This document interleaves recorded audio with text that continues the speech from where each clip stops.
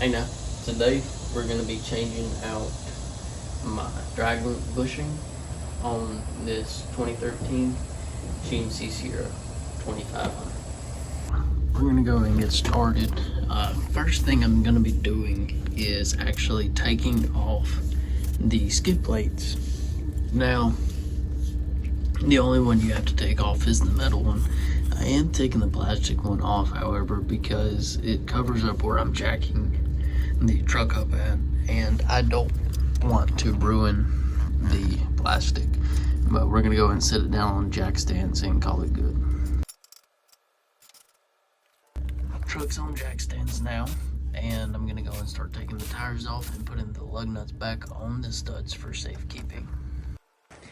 Hey guys, I just wanted to stop and take a moment while I'm here. I was taking off this tire, and I don't know if y'all noticed whenever I was jacking the truck up, but I had excessive camber on this passenger side.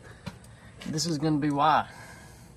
See, it's supposed to have a pin for your little cam. There's your hole right there. Ain't got no pin in it.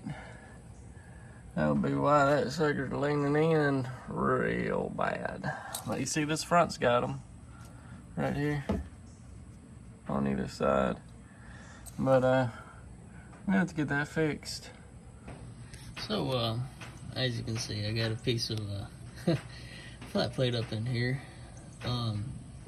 It's just a temporary fix is what this is. But there's a drag link bushing underneath here. And going down the highway 70 miles an hour, this bushing gave way, and it turned this whole steering wheel into a suggestion wheel. And if you haven't experienced it, I recommend you don't. But alright y'all, next thing we're going to be doing is taking off the idler and pitman arm nuts. We're going to be taking that drag link down so we're able to access the bearing. You're going to need an Allen wrench or a wrench for backup and a wrench to take it off. And then you can take a pitman arm puller or a pickle fork. Now finally we're going to be taking this bushing out. The smart thing to do would be to take the two tie rod ends off and take the entire linkage out of the truck and be able to take the bushing out and in. But it is possible to do it in the truck. Alright y'all, so out with the old and in with the new. This kit actually includes a washer. It's supposed to go on it, and the same with your drag link like this. This kit did not.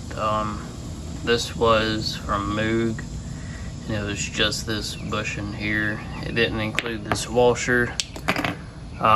This kit I got, it's made by Dorman, and it includes everything. It even includes a couple nuts, but our nuts look good, so we're gonna reuse the ones that come off of it. But let's go and get her hammered in there, and get that bushing in there, and then we'll suck everything up. Hey guys, I'm in the shop. Just one quick suggestion. Whenever you're going back in with that new bushing, be careful. Because I wasn't, and now I gotta go make some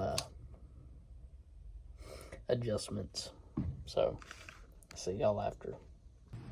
Alright y'all, well, I made my few little modifications I had to do to the bushing because, well, I kind of messed it up going in, but everything looks good now.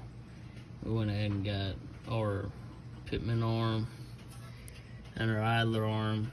We go ahead and got them snugged up. Alright y'all, well, we got her done. I